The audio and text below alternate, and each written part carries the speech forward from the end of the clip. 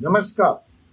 Fourth C supreme law partners के इस नए कानूनी एपिसोड में मैं एडवोकेट डॉक्टर जय कुमार पांडे करता हूं आपका स्वागत। बीवी को अगर शक हो जाए तो न जाने ये क्या क्या करती।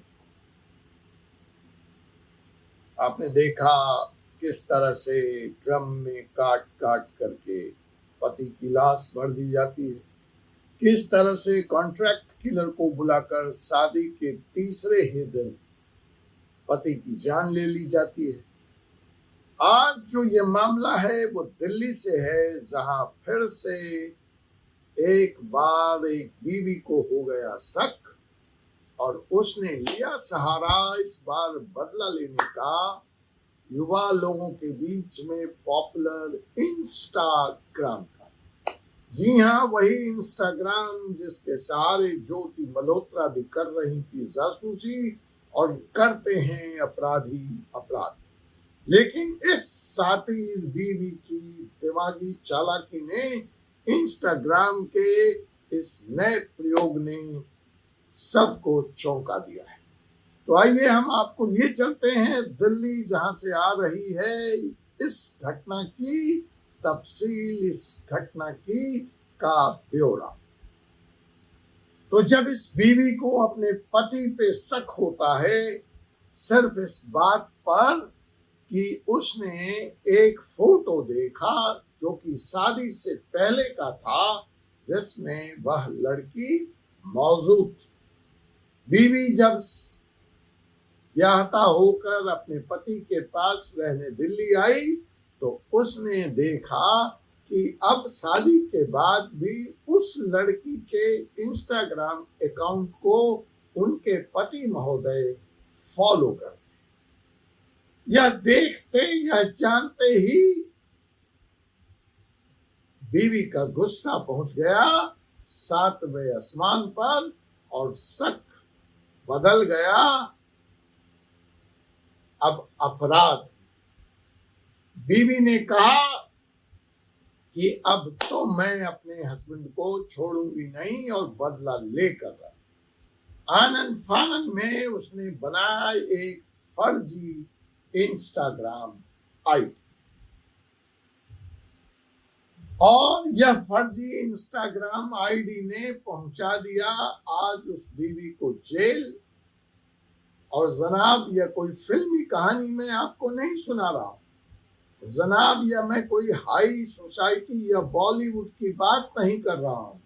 यह कहानी है दिल्ली के सड़कों से आने वाले आम लोगों कि किस तरह से अब सोशल मीडिया बजाय इंटरटेनमेंट के, बजाय एजुकेशन के बनता जा रहा है अपराध की वजह। तो आइए शुरू करते हैं हम अपनी यह कहानी दिल्ली से।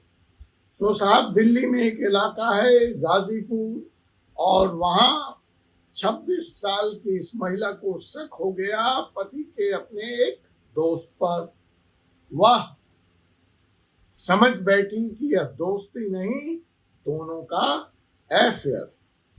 और फिर उसने क्या किया, पहले तो अपनी पति का एक फोटो शेयर किया जिसमें वो महिला भी थी और वहीं से भड़क गई शक की चिंगारी। और फिर बीवी ने एक फर्जी इंस्टाग्राम अकाउंट बनाया उस महिला के नाम से जिस पर उसको शक था और उस अकाउंट से अपने ही पति को भेजना शुरू किया अश्लील मैसेज और लगी करने बदनाम उस महिला को। यह महिला चरित्रहीन है, देखो कैसे फिल्दी, कैसे गंदे सेक्सुअल मैसेज या मेरे पति को भेज रही। बात जब यहाँ तक नहीं बनी तो उसने उसके इंस्टाग्राम से उसके बाकी कनेक्ट्स को भी ढूंढ निकाला, उनको भी डाउनलोड कर लिया और उनको भी भेजना शुरू कर दिया यह अश्लील मैसेज। अब जब पीड़िता को उनके जानने वालों ने बताया कि तुम्हें अचानक ये क्या हो गया है, तुम ऐसी हरकतें क्यों कर रही हो, ये अपराध है, आप ये हरकतें सामान्य नहीं है, ये अपराध है, ये अपराध की श्रेणी में आती है, ये पोर्नोग्राफी का मामला है और इस अपराध के लिए तुम अपराध में बुक हो सकते, तुम्हारे खिलाफ कानूनी कार्रवाई हो सकती है। तो उस लड़की ने होमवर्क किया तो उसने पाया अपना मॉर्फ किया हुआ फोटो, उसने पाया उसके नाम से चलता हुआ एक और इंस्टाग्राम अकाउंट, और उसने यह भी पाया कि इस इंस्टाग्राम को वायरल किया जा रहा है, वायरल हो रहा। अब वो घबराई, परेशान हुई और दौड़ते हुए पहुंची साइबर सेल और वहां करी उसने शिकायत। पुलिस ने जांच की, फिर आईपी एड्रेस ट्रेस किया गया, सिम कार्ड को ट्रैक किया गया और पुलिस पहुंच गई सीधे उस महिला के घर जिसने बना रखा था यह फेक इंस्टाग्राम अकाउंट, और जहां उसको मिली एक नई नवेली शादीशुदा पढ़ी लिखी गृहिणी वाइफ, जो जली भुनी गुस्से में बैठी थी और बुनियाद था इस अपराध का शक। और जब पुलिस ने सख्ती की और उसके साथ पूछताछ हुआ तो पता चला कि मैं तो सिर्फ यह देखना चाहती थी, मैं तो सिर्फ यह कंफर्म करना चाहती थी कि उस औरत का मेरे पति के साथ कोई चक्कर तो नहीं चल रहा है।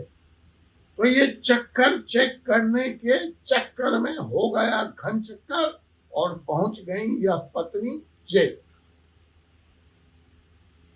तो अगर आप लोग में से कोई भी अपने जानने वाले पहचानने वाले के साथ इस तरह की घटना हुई है तो देर न करें, तुरंत करें पुलिस में शिकायत। फर्जी नाम से अकाउंट बनाना, मॉर्फ फोटो डालना, ये सब अपराध। और अगर आपने भी गाहे बेगाहे ऐसा किया है या करने की सोच रहे हैं तो हो जाएं सावधान, क्योंकि इस तरह की करतूत आते हैं अपराध की श्रेणी। बेंगलोर में भी पहले ऐसा एक केस हो चुका है।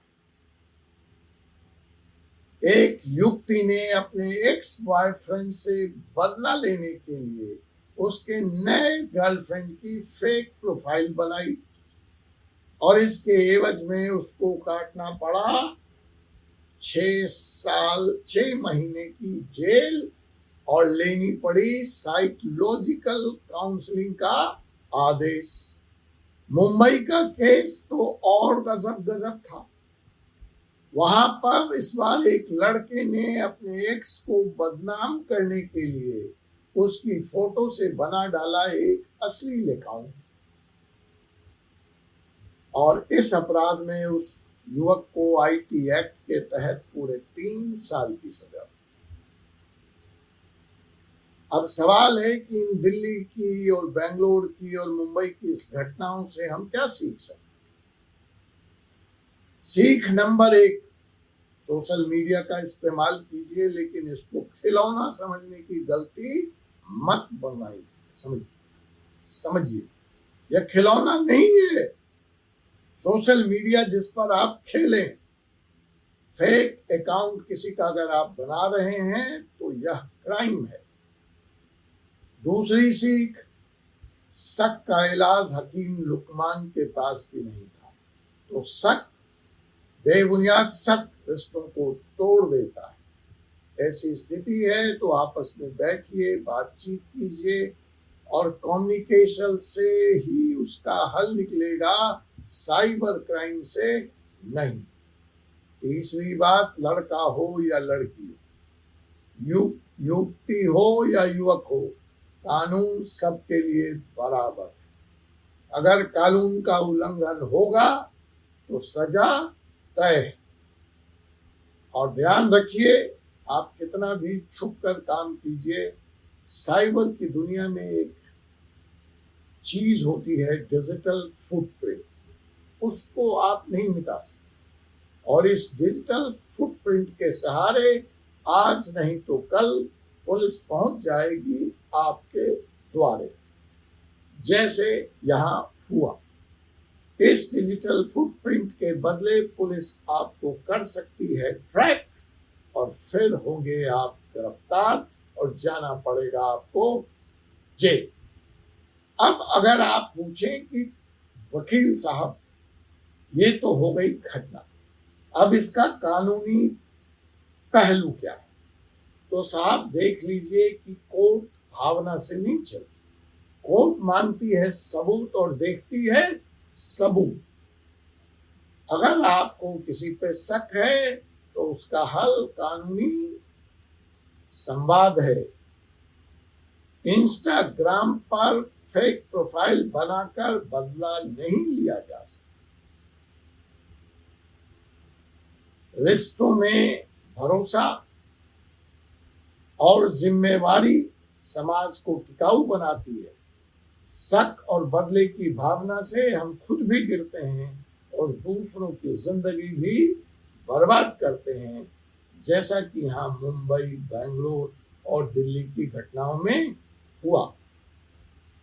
तो जनाब, अगर आप भी ऐसे किसी केस के गवाह रहे हैं या आपकी भी कोई स्टोरी है जो लोगों को एक सीख दे सकती है, एक लेसन दे सकती है, तो हमें बताइए।